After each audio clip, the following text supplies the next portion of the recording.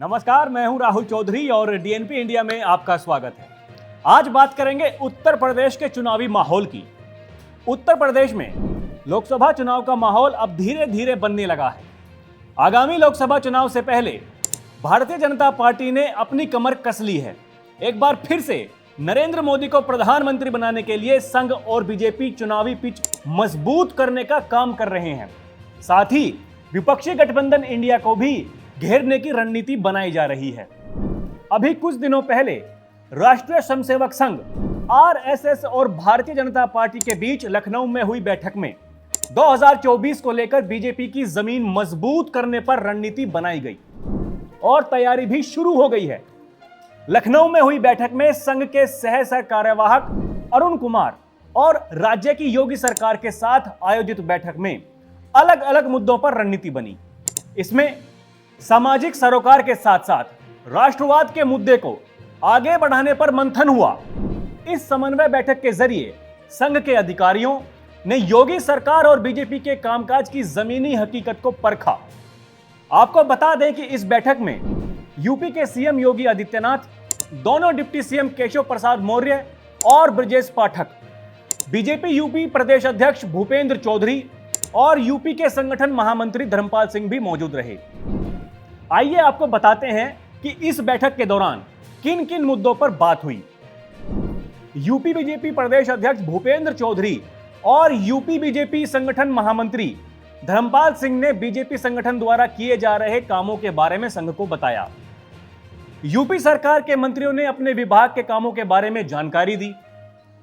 हिंदू जागरण मंच ने अवैध घुसपैठ और सरकारी जमीनों पर मस्जिद और मजार बनाने की समस्या रखी। विद्या भारती की ओर से विद्यालयों की मान्यता, विद्यालयों की भूमि आवंटन से जुड़े मुद्दे रखे गए।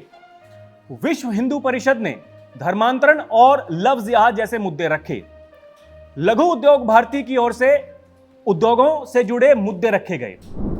बैठक में अलग अलग विषयों को सुनने के बाद विपक्षी गठबंधन इंडिया को घेरने की रणनीति पर भी चर्चा की गई।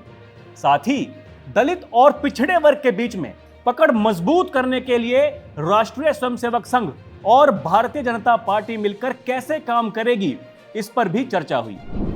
महिला आरक्षण बिल पर चर्चा करते हुए महिलाओं के बीच संघ और बीजेपी का जनाधार बनाने पर चर्चा हुई। बैठक में यह भी तय हुआ कि वोटर लिस्ट में नए वोटर जुड़वाने के अभियान में बीजेपी के साथ सभी संगठन जुड़ेंगे।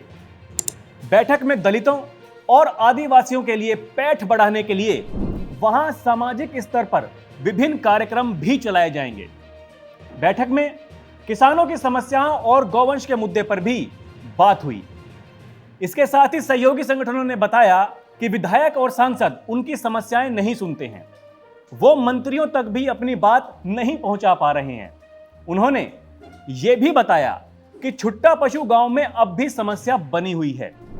थाना और तहसीलों में सुना नहीं जाता। सरकार की ओर से सीएम योगी आदित्यनाथ ने इस समस्या को दूर करने का आश्वासन दिया। यह भी कहा कि सभी सहयोगी संगठन भी सरकार की उपलब्धियों को घर घर तक पहुंचाएं। अरुण कुमार ने कहा कि सरकार और बाकी संगठनों के लोग तालमेल बनाकर रखें ताकि एक दूसरे की दिक्कतों से अवगत होते रहें। इसके लिए हर 2 महीने पर बैठक भी करते रहें। सूत्रों का कहना है कि बैठक में यह भी तय किया गया कि जनवरी में संभावित राम मंदिर के प्राण प्रतिष्ठा कार्यक्रम के लिए सभी संगठन मिलकर गांव-गांव तक माहौल बनाएंगे। विश्व हिंदू परिषद 30 सितंबर से 1 अक्टूबर तक पूरे प्रदेश में शौर्य यात्रा निकालकर गांवों तक हिंदू में माहौल बनाएगी। बीजेपी समेत सभी संगठनों को इसमें मिलकर मदद करनी है। अब देखना दिलचस्प होगा कि बीजेपी और आरएसएस की यह बैठक क्या बीजेपी की नैया पार लगा पाएगी। तो अभी के लिए इतना ही। खबरों का सिलसिला जारी है। आप देखते रहिए डीएनपी इंडिया।